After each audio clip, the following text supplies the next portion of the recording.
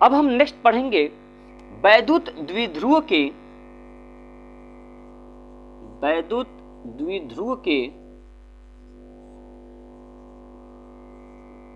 बल युग्म का आघूर्ण।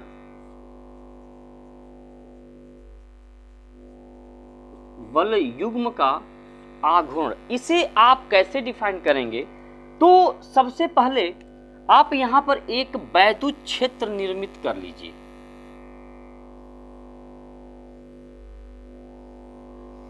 यहां पर आप एक वैद्युत क्षेत्र निर्मित कर लीजिए E, और यहां पर आप ले लीजिए कोई वैद्युत द्विध्रुव।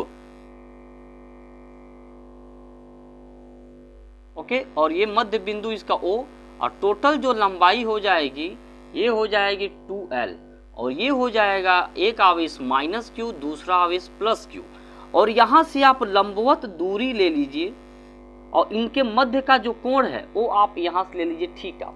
तो जब आप थीटा को वियोजित करते हैं तो क्या पाएंगे? तो इनके बीच की जो लंबवत दूरी है वो कितनी हो जाएगी? ये OA और ये B हो गया, इनके बीच की लंबवत दूरी 2L sin थीटा। अब ये कैसे हम लोग प्राप्त करते हैं? तो आप जानते हैं कि साइन थीटा बराबर क्या होता है? लंब बटा कर्ण। साइन थीटा जो है लंब बटा कर्ण। लंब का मान क्या है? AB, और कर्ण का मान क्या है? तो ये हो जाएगा AB, और कर्ण का मान क्या है? 2L। तो क्रॉस मल्टीप्लाई कर दीजिए, तो AB बराबर क्या हो जाएगा? 2L sine theta. ये आपका प्राप्त हो जाता है। ओके, तब आप इसे डिफाइन कैसे करेंगे कि जब हम वैद्युत द्विध्रुव को किसी वैद्युत क्षेत्र में रखते हैं तो इस पर एक बल युग्म कार्य करता है। ये आपका ऊपर की ओर और नीचे से आपका, यानी कह सकते हैं ये नीचे से ऊपर की ओर और ये आपका ऊपर से नीचे की ओर।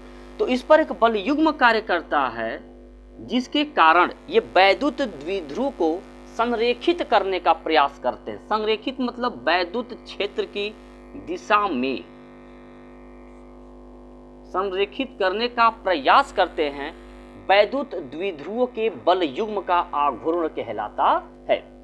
तो एक बार और इसका डिफिनेशन आप सुनिए कि जब हम किसी वैद्युत द्विध्रुव को वैद्युत क्षेत्र में रखते हैं तो उस पर एक बल युग्म कार्य करता है जो कि उस वैद्युत द्विध्रुव को क्या करता है? संरेखित करने का प्रयास करता है वैद्युत क्षेत्र की दिशा में। तो ये कहलाता है आपका वैद्युत द्विध्रुव के बल युग्म का आघूर्ण।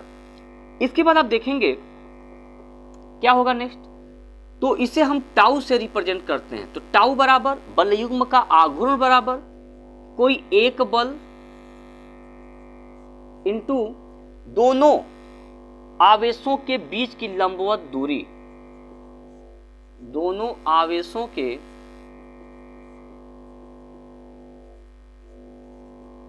बीच की लंबवत दूरी। तो एक बल क्या हो जाएगा? F इंटू दोनों आवेशों के बीच की लंबवत दूरी, यहां पर हमने लिखा है 2L साइन थीटा। तो चूंकि हम जानते हैं वैद्युत क्षेत्र E बराबर F अपान होता है Q, तो यहां से आप F की वैल्यू निकाल लीजिए तो Q इंटू E हो जाएगा। तो यह बराबर होता है Q into E into 2L sine theta, और ये हो गया आपका टाउ। तो टाउ बराबर क्या हो जाएगा? 2L और Q को एक साथ ले लीजिए, तो Q इंटू 2L और इंटू आपका प्राप्त होता है E साइन थीटा।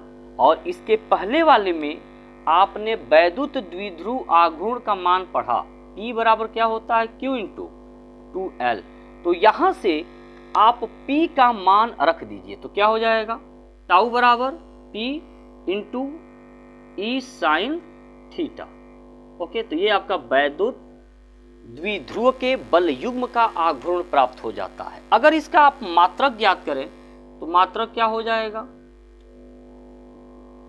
तो टाउ का मात्रक हो जाएगा P का जो मात्रक था वो क्या था आपका? तो कूलाम, और Q इंटू L था तो कूलाम इंटू मीटर, और वैद्युत क्षेत्र का जो मात्रक था वो क्या था?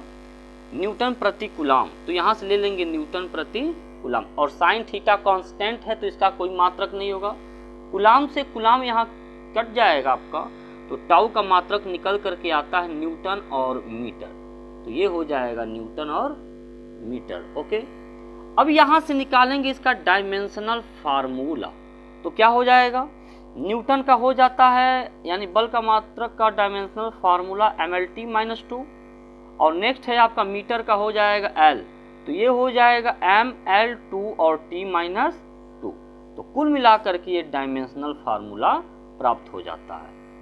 ओके, अब देखिए टाउ बराबर PE साइन थीटा, इस पर आपको कुछ विशेष स्थितियों का पालन करना होगा, तो आइए देखते हैं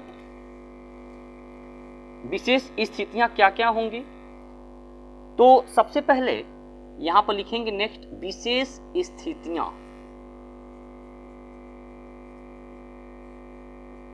स्पेशल केसेज में पहला है आपका, अगर थीटा की वैल्यू 0 डिग्री कर दिया जाए, अगर वैद्युत द्विध्रुव जो है इसी अक्ष पर यानी वैद्युत क्षेत्र की दिशा में कर दें तो कुल थीटा का मान 0, तो बल युग्म का आघूर्ण कितना हो जाएगा, तो tau is equal to PE sine 0 degree, तो साइन 0 डिग्री हो जाएगा। साइन 0 डिग्री की जो वैल्यू आती है वह होती है 0, तो ये टोटल की टोटल वैल्यू क्या हो जाएगी 0, अर्थात इस पर बल युग्म का जो आघूर्ण होगा वह 0 हो जाएगा। फिर सेकंड, थीटा की वैल्यू अगर 90 डिग्री है तो tau is equal to PE sine 90 degree, और साइन 90 डिग्री की वैल्यू होती है 1, तो ये हो जाएगा आपका 1, तो टाउ की वैल्यू क्या हो जाएगी PE, और 90 डिग्री पर जो है बल युग्म का जो आघूर्ण है वो सर्वाधिक होगा क्योंकि सबसे अधिक वैद्युत क्षेत्र जो है कार्य करेगा। और नेक्स्ट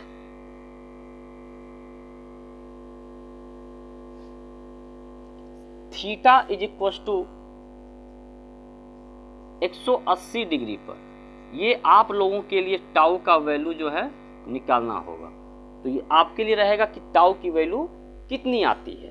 ओके।